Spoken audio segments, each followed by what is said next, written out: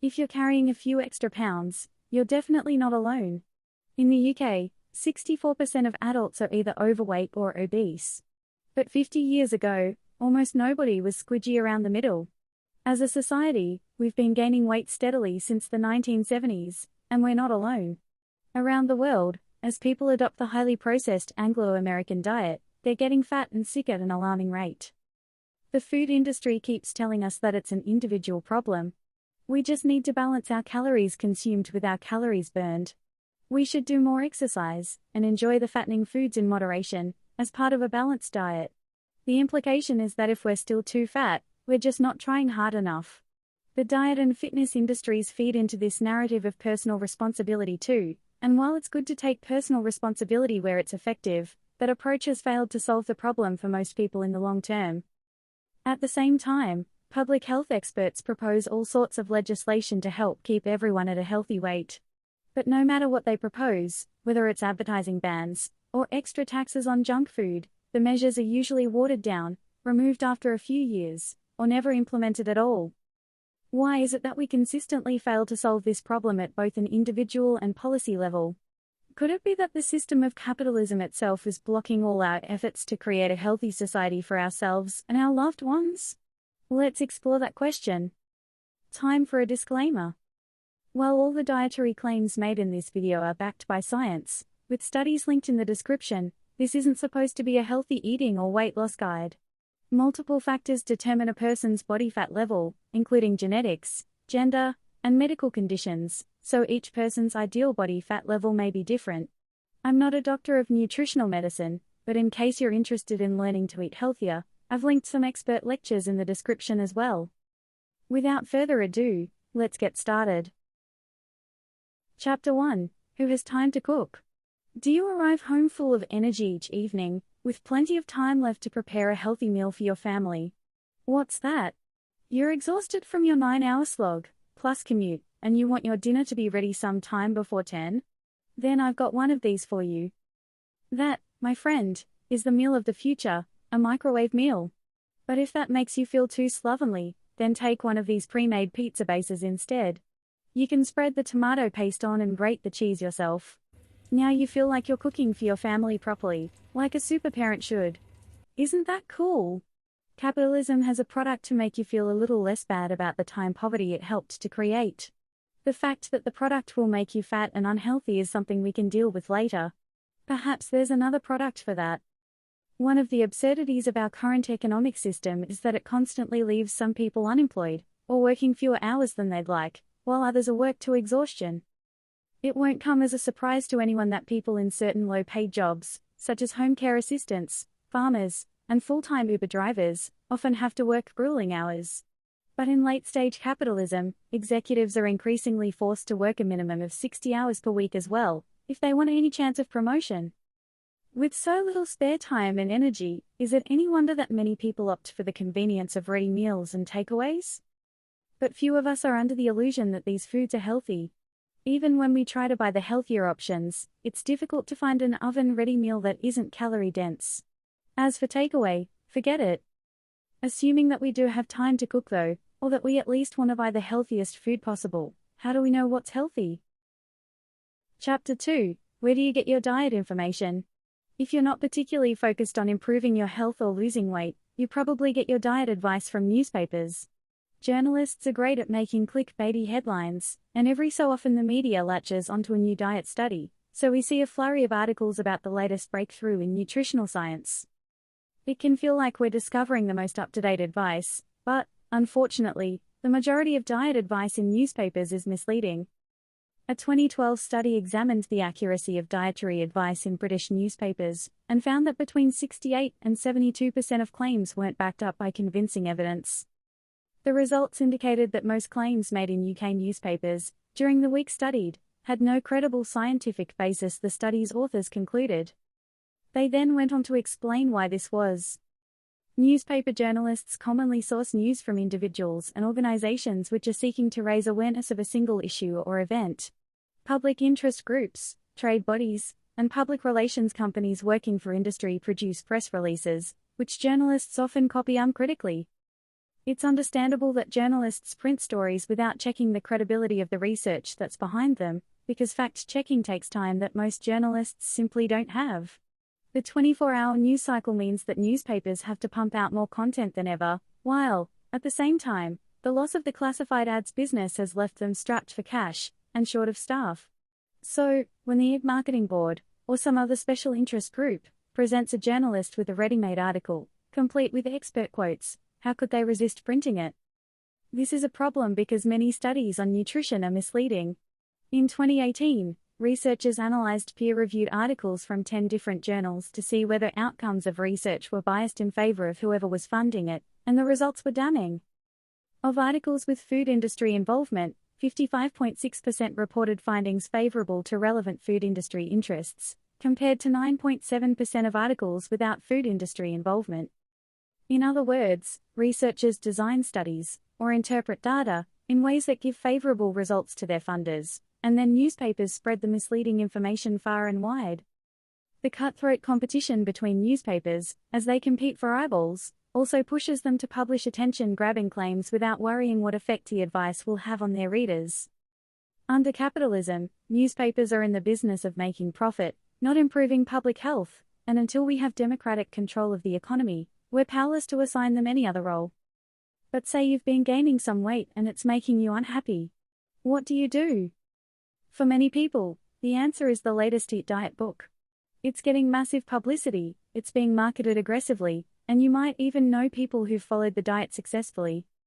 So, you buy the book, follow the advice, and lose a few pounds. Good stuff, right? The problem is that very few of these diets work in the long run. A study published in the British Medical Journal, in 2020, examined 14 popular diets and found that while users were still slimmer after 6 months, people had already started to regain the weight after a year. And when studies examine the results 5 years after a diet ends, the figures show that many people are fatter than they were when they started the diet. From the diet industry's point of view, this is brilliant. They sell you an expensive diet book, usually in hardback, which gives you immediate results. Then you come back a few years later and buy another one, because you've regained the weight. It's not that people in the diet industry are purposefully promoting diet plans, which they know won't work in the long run, though some of them might be. It's more that they don't care. They get paid for short-term results. When their clients lose weight quickly, it creates a buzz around their product, and the book practically sells itself. The incentive structure, under capitalism, favors short-term results. This is doubly true considering that the people seeking out diet plans are usually focused on losing weight quickly, rather than improving their long-term health. In an environment where profit is taken out of the equation, nutrition professionals could steer people towards healthy and sustainable eating habits, but, under capitalism, that's never going to happen. So, yo-yo dieting it is for most people. Chapter 3: The Toxic Food Environment and How It's Manufactured. Calorie-dense foods surround us in our daily lives. When you walk into the newsagent, brightly colored packets of crisps and chocolate jump out at you from every shelf. Your work or school cafeteria probably includes salad, but it's packed in among burgers and pizza, and for pudding, that chocolate cake sits temptingly next to the fruit. Throughout the day, whether you prefer coffee, cola, or fruit juice, sugary drinks are everywhere. You don't need a degree in nutritional science to understand why people are getting fat. A diet filled with calorie-dense foods will cause you to gain weight, specifically body fat. But why are we surrounded by calorie-dense foods? Or, more specifically, why are we surrounded by calorie-dense, ultra-processed foods? It's not that processing food is a bad thing. Thanks to food preservation techniques like canning, we're able to store a variety of nutritious foods for long periods of time. But diets filled with ultra-processed foods, like bread and chocolate, have been linked to weight gain, while we know that diets based around whole plant foods tend to keep people slim. The trouble is that food processing companies don't care whether the food they sell you is nutritious or not. Their job is to maximize profits. If they don't, a more ruthless competitor will come along and put them out of business. As a result, the food they usually end up selling us is pleasurable and unhealthy. Adding wheat flakes to a chocolate bar doesn't turn it into a banana. It just means that you can claim it contains grains and call it a cereal bar.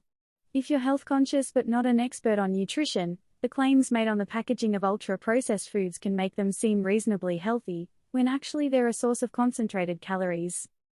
Food manufacturers consider how healthy the product appears to be, alongside a range of other factors, such as how satisfying the taste is, whether the segment of the market is growing or shrinking, what their profit margin will be, and how widely they're able to distribute this type of product. When every decision they make is geared towards maximizing profit, the actual effect of the product on your health doesn't even register as a concern, let alone a priority. Scientists believe that part of the reason we overeat on ultra-processed foods is because they don't make us feel full.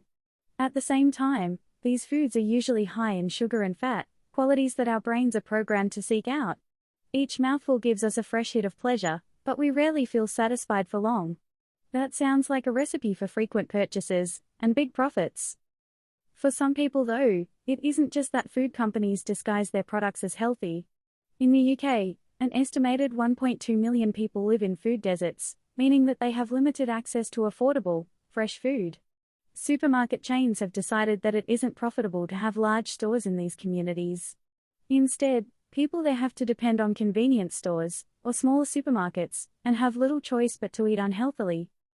It almost makes you think that our food distribution system should be based on human need, rather than private profit, doesn't it? Chapter 4. Do you want fries with that? When you think about fast food, you probably don't assume that it's going to be good for your waistline. Fast food restaurants face the same pressure as food manufacturers to make cheap, but highly pleasurable meals, and few people expect their cheeseburger and fries to be healthy. We eat these foods because they're convenient, or because we want a treat, and that's how they're marketed to us. That said, some chains have been adding healthy options to their menu, because they've realized that many of their customers are watching their calorie intake. Even so, when fast food tries to appear healthy, it sometimes turns out to be just as unhealthy as those chocolate-smothered cereal bars. But more on that later. Britain has a long history with fast food. The first recorded chippies were opened in the 1860s in London, but today it seems like there are fast food joints everywhere. Burgers, fried chicken, or healthy-looking sandwiches, there's something for every taste. Speaking of taste, in 2020, Ireland's courts ruled that Subway's bread contains so much sugar that it should actually be classed as cake. Likewise, one of McDonald's salad options caused a scandal in 2016 because it contained a whopping 730 calories. Incidents like this shouldn't be surprising. These businesses want to make as much money as possible, and if that means sneakily selling you a big pleasure hit in the form of a high-calorie meal, then that's what they're going to do. Fans of capitalism like to say that businesses can only make a profit because they feel a need. Therefore, any business that's making money is providing a valuable service to society. But what if that business nudges someone into buying a health-damaging product that they weren't intending to buy? If you've ever ordered a burger at McDonald's, chances are you've heard this immortal phrase. Would you like fries with that? Obviously, the customer didn't intend to order fries, or they would have done so. But tempting customers to buy more is key to maximizing profits, and if customers end up fatter as a result, McDonald's doesn't actually care. The sad truth is, McDonald's and its competition can't help but operate this way. In a capitalist economy, the job of business is to maximize profits. If the management fails to do that, the directors fire them, and the same is true at all their competition. This all adds up to an environment where only the most ruthless survive. Successful restaurant chains don't necessarily provide the highest customer satisfaction, and other community priorities, such as promoting good health, don't even get a look in. If you want to make it in a competitive business environment, you have to put your own profit first, even when it hurts other people. Chapter 5. Why policy efforts fail to make us thin. Despite the sometimes heated disagreements between people who advocate for various fad diets, leading nutritional scientists and medical experts largely agree on what makes a healthy eating plan. But, if we know what sort of diet will keep us healthy and slim, why is it so hard to get politicians to enact policies which lead people in that direction? The biggest problem is corruption.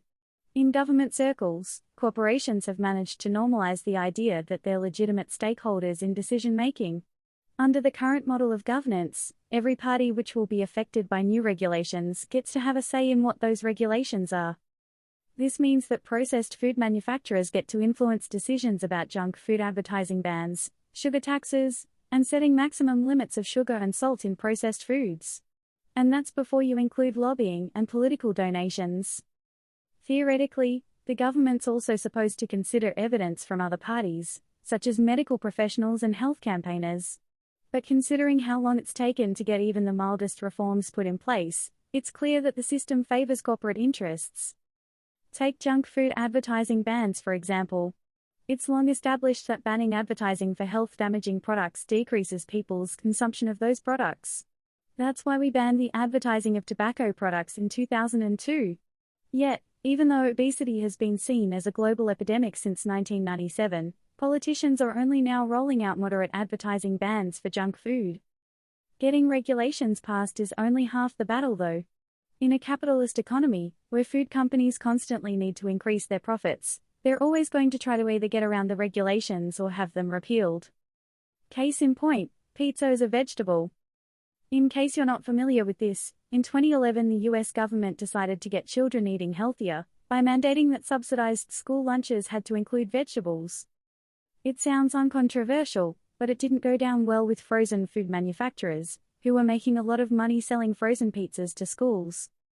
After heavy lobbying from industry, Congress ruled that pizza can be classed as a vegetable because its tomato sauce contains tomatoes. At the moment, Transport for London's junk food advertising ban means that the average household in the area is consuming 1,000 fewer calories of highly processed food each week. But who knows when industry is going to get that ban overturned? The fact is that in liberal democracies, the wealthy donate a lot of money to get pro-business politicians into office. And because those politicians are ideologically committed to capitalism, they can rarely bring themselves to do anything that will harm corporate profits, even if it'll save thousands of lives per year. Conclusion. Under capitalism, the whole food system is structured around making profits for the lucky few, rather than delivering healthy and delicious food, so it's no wonder that the food we're surrounded with is fattening, addictive and unsatisfying. Meanwhile, the information environment is structured around selling books and getting clicks on articles, making it difficult to find nutrition and lifestyle advice that prioritizes long-term health. So, what am I saying? Will there be no fast food in a socialist economy? No ultra-processed foods in the supermarket? Of course there will. Heck, there's a state-run chain of ice cream parlors in Cuba, a socialist country that has few resources, due to the 60-year US blockade. When we build a socialist society, however, profit won't be the driver behind every decision in our economy. Food manufacturers won't be on a quest to make ever cheaper and more addictive foods. Shops can try to lay out their goods in the way that's most convenient for customers, not the way that convinces them to buy the most profitable stuff. There'll be no advertising constantly trying to convince you that you want to eat junk food.